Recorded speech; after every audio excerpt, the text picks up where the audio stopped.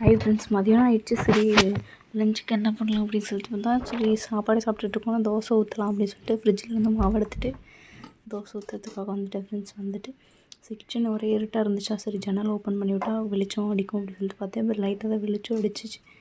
சரி அப்படியே தோசை ஊற்றிக்கலாம், ஸ்டார்ட் பண்ணலாம் அப்படின்னு சொல்லிட்டு மாவு வந்து ஃப்ரிட்ஜில் இருந்து எடுத்து வந்தாங்க. சரி கொஞ்சம் நேரம் வச்சுருக்கலாம் அப்படின்னா நமக்கு பசி தாங்க முடியல. சரி இப்போது உடனே அடுப்பு பற்ற வச்சுட்டு சரி தோசை ஊற்ற போகலாம் அப்படி சொல்லிட்டு ஒரு தான் இருந்துச்சு, லைட்டை போட்டுவிட்டு சரி தோசை ஊற்ற ஸ்டார்ட் பண்ணலாம் அப்படி சொல்லிட்டு ஸ்டார்ட் பண்ணியாச்சு ஃப்ரெண்ட்ஸ். தோசை ஏன்னா நம்மளால் பசி வந்து அப்பையிலேருந்து தாங்க முடியாது. அதனால் சரி இப்போது கொஞ்சம் நேரம் வெயிட் பண்ணி தான் வச்சுக்கலான்னு பார்த்தோம். சரி வேணாம் உடனே அடுப்பை பற்ற வச்சு ஹீட் பண்ணிவிட்டு தோசை ஊற்ற ஸ்டார்ட் பண்ணிடலாம் அப்படி சொல்லிட்டு சரி போய் ஒரு தட்டை எடுத்துகிட்டு வரலாம் அப்படி சொல்லிட்டு தட்டை எடுத்து வந்து வச்சுட்டேன். தோசை கொஞ்சம் சூடாயிடுச்சு பார்த்துட்டு தோசை ஊற்ற ஆரம்பித்தாச்சு. ஃபஸ்ட்டு இந்த தோசைக்கல்லை ஊற்றும் போதுலாம் ஃப்ரெண்ட்ஸு பாதி தோசை எங்கேயோ போகுது, பிச்சுக்கிட்டு வந்துச்சு. ஸோ இப்போ தான் இந்த தோசைக்கல்லை ஊற்றுறதுக்கு ட்ரைனிங் ஆகிருக்கேன். ஏன்னா எங்கள் வீட்டிலலாம் இந்த தோசைக்கல்லை நான்ஸ்டிக்கில் ஊற்றுனதே கிடையாது, நார்மல் தோசைக்கல் தான் யூஸ் பண்ணுவோம். ஸோ இங்கே தான் ஃபர்ஸ்ட் டைமு நான் வந்து இந்த தோசைக்கல்லை ஊற்றுறது. ஃபஸ்ட்டு ஊற்றும் போதெல்லாம் ரொம்ப பாதி தோசை தான், என்னடா நமக்கு தோசையே ஊற்ற தரலையா அப்படின்ற அளவுக்கு ஆயிடுச்சு. அதுக்கப்புறம் இப்போ தான் கொஞ்சம் கொஞ்சமாக ட்ரைனிங் ஆகியிருக்கேன். சுற்றின்னு மேலே எண்ணெயெல்லாம் விட்டாச்சு. தோசை நல்லா முருகிற அளவுக்கு வெயிட் பண்ணி தோசையை திருப்பி போட ஸ்டார்ட் பண்ணியாச்சு.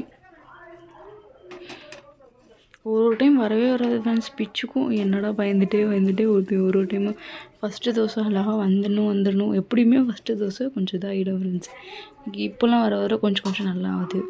சரி நேற்று வச்ச குழம்பு இருந்துச்சு, அதையும் வச்சு தொட்டு சாப்பிட்டா அடுத்த நாள் தான் டேஸ்ட்டாக இருக்கும் அப்படின்னு சொல்லிட்டு தான் எங்கள் வீட்டுக்காரர். அதே மாதிரியே அடுத்த நாள் தான் செம்ம டேஸ்ட்டாக இருந்துச்சு. சரின்னு உள்ளே வந்தால் எங்கள் பூனை சேர் மேலே ஏறி படுத்துருந்துச்சு ஃப்ரெண்ட்ஸு.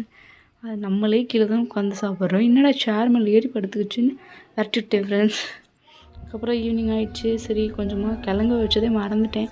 சரி அதுக்கப்புறமா கிழங்கு எடுத்துகிட்டு வந்து கொஞ்சமாக வெளியே வச்சு சாப்பிட்லாம் அப்படின்னு சொல்லிட்டு சாப்பிட்டா சூப்பராக இருந்துச்சு. நான் தான் செஞ்சேன்.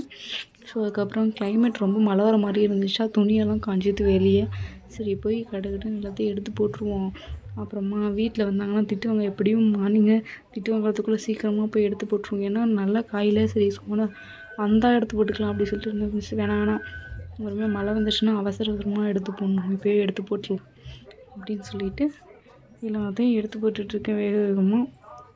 கிளைமேட் பார்த்திங்கன்னா ஆனால் கிளைமேட் சூப்பராக இருந்துச்சு ஃப்ரெண்ட்ஸ் இன்றைக்கி ஈவினிங். ஏன்னா எல்லா துணியும் கடன்னு எடுத்தாச்சு. எடுத்து முடிச்சுட்டு கொடி கொதிலேருந்து போட விட்டேன். Okay friends.